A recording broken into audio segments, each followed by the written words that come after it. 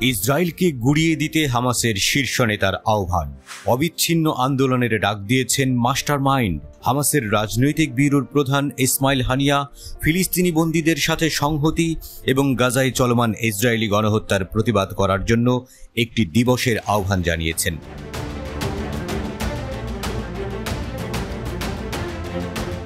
ইসমাইল হানিয়া আগামী শনিবার ৩ আগস্টকে ইসরায়েলি কারাগারে থাকা গাজা ও ফিলিস্তিনি বন্দীদের সমর্থনে জাতীয় ও আন্তর্জাতিক দিবস হিসেবে ঘোষণা করেছেন।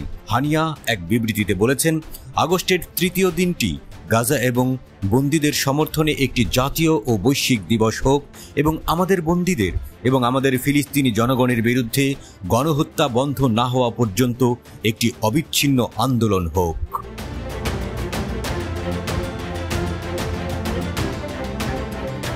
ওই দিন ব্যাপকভাবে সমাবেশে অংশগ্রহণ করে গাজায় ইহুদিবাদী ইসরায়েলের বর্বর আগ্রাসন অবসানের দাবি জানানোর আহ্বান জানান।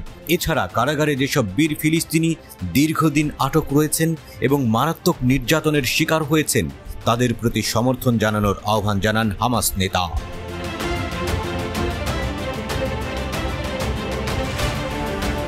ইসমাইল হানিয়া বলেন, গাজায় আমাদের জনগণের বিরুদ্ধে নাৎসি ইহুদিবাদীর টানা 10 মাসের চলমান গণহত্যা ও দখলদারদের কারাগারে আটক বন্দীদের শহীদ হওয়ার সংখ্যা অনেক বেশি বেড়ে গেছে, যা আগে এতটা ছিল না।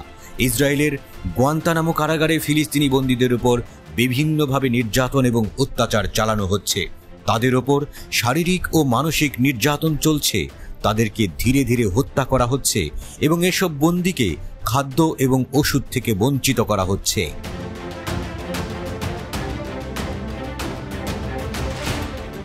হামাস নেতার এই উদ্যোগের লক্ষ্য ফিলিস্তিনি জনগণ এবং বন্দীদের বিরুদ্ধে ইসরায়েলের আগ্রাসী যুদ্ধ বন্ধ করতে আন্তর্জাতিক নীরবতা এবং অক্ষমতাকে তুলে ধরা।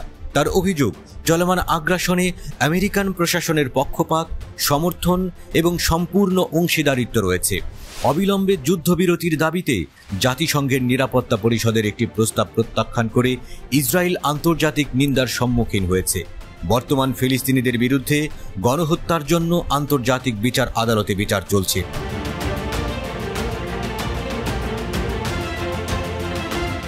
ইসরায়েলি আগ্রাসনে গাজা উপত্যকা থেকে প্রায় 2 মিলিয়ন লোককে জোরপূর্বক বাস্তুচ্যুত করা হয়েছে।